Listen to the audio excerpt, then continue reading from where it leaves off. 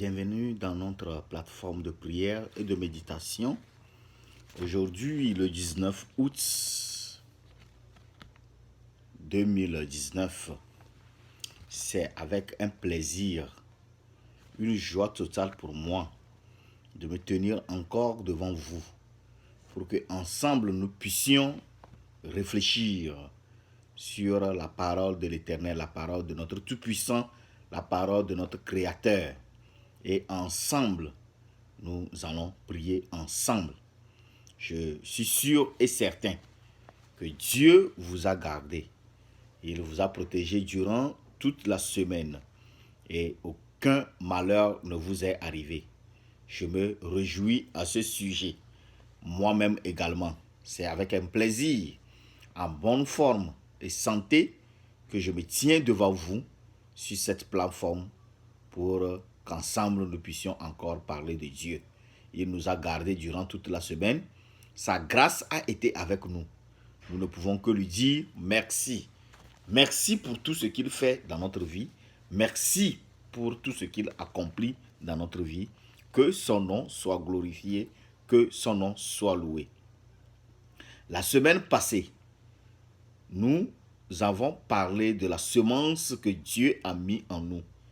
Et nous avons dit que nous devons veiller sur la vision de la semence que Dieu a mis en nous afin qu'elle devienne une réalité.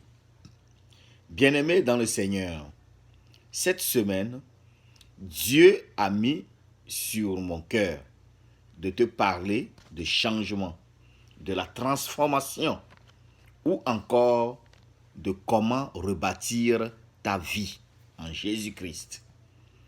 Un auteur contemporain aurait dit ceci: le succès n'est pas final. L'échec n'est pas fatal. Mais c'est le courage de continuer qui compte. Alléluia. Effectivement, le succès, si tu as succès aujourd'hui, ce n'est pas final. Ça peut décliner comme ça peut continuer par monter. Et même si c'est l'échec que tu as eu, l'échec aussi n'est pas fatal. Ton échec peut être un échec d'aujourd'hui et demain ça peut devenir un succès. Et dans tout ça, comme les deux ne sont pas vraiment des statuts quo, ce qui est important, c'est comment rebâtir notre vie. C'est comment continuer qui compte. Alléluia. Avez-vous déjà pensé à la vie de Joseph qui a été trahi et vendu par ses propres frères? Et que dire de Paul qui était un meurtrier? Ou encore de David qui a pris la femme d'un autre tout en s'assurant de faire tuer le mari de sa nouvelle conquête. Mon frère, ma soeur, rien, je dis bien rien, absolument rien ne peut empêcher Dieu de vous aimer et de vous donner une nouvelle chance. Bien que cette vérité puisse être ignorée ou oubliée, cela ne changera rien à la grandeur de son amour pour vous. L'amour de Dieu pour toi est inchangeable. L'amour de Dieu pour toi est irréprochable. L'amour de Dieu pour toi, rien ne peut retirer cet amour. En revanche, il vous faut accepter de ne pas baisser les bras et de garder courage. Pour cela, vous pouvez vous appuyer sur les encouragements de la Bible. Dans Psaume 119, le verset 105, qui déclare: je qui déclare que, je cite, « La parole de Dieu est une lampe à vos pieds et une lumière sur votre sentier. » Seule la parole de Dieu peut vous libérer de votre emprise.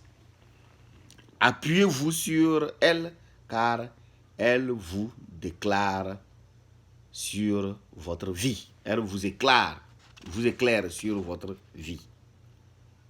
Alléluia. Permettez-moi de vous encourager, mon frère, ma soeur. Rien n'est définitif. Tant qu'il y a un souffle de vie en vous, il y a de l'espoir pour votre avenir. Et surtout, tant que vous cherchez à marcher dans les sentiers que Dieu a préparés pour vous, vous n'êtes pas perdu. Alors, pour ce faire, comment pouvez-vous pleinement vivre la vie que Dieu vous offre?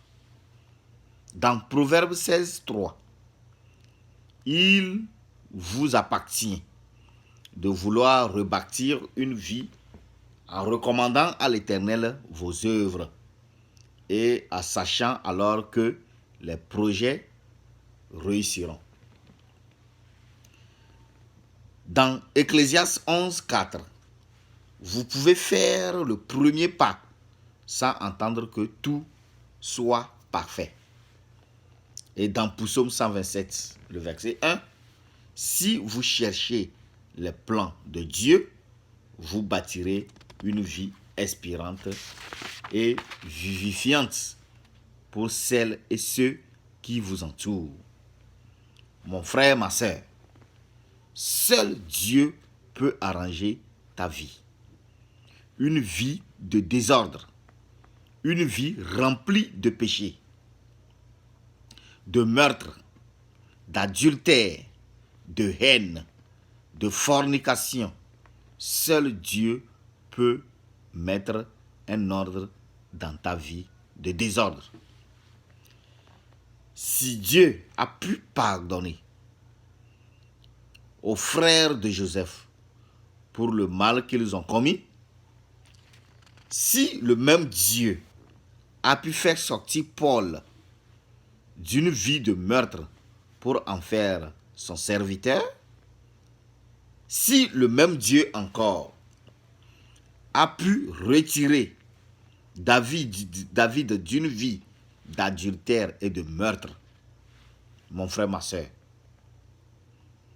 ce n'est pas toi et moi que Dieu ne peut rien faire. Ressaisis-toi et rebâtis ta vie en Jésus-Christ. En le faisant ainsi, non seulement qu'elle sera bénéfique pour toi seul, mais ton entourage en tirera aussi profit. Que le Seigneur nous fortifie. Nous allons prier ensemble. Père, merci de me remplir de ta vie selon ta parole. Je choisis la voie de la vérité. Je place tes lois sous mes yeux et je m'attache à tes préceptes. Je sais qu'en attachant à toi, ô Dieu, Jésus, je ne serai pas confus. Tu m'encourages par ton esprit et tu élargis mon cœur. Il n'y a plus de doute. Avec toi, avec ton aide, je vais bâtir encore et encore ma vie selon tes plans. Dans le nom puissant de Jésus, amen et amen. Nous nous reverrons encore la semaine prochaine, si Christ tarde à venir. Pour ceux qui ont mes contacts, vous aurez le même message sur WhatsApp. Vous pouvez aussi trouver le même message sur Facebook. Attends pas, la restauration est en Jésus. Soyez fortifiés et que l'Éternel nous soutienne. Nous nous reverrons encore la semaine prochaine. Si Christ tarde à venir, soyez bénis. Amen et amen.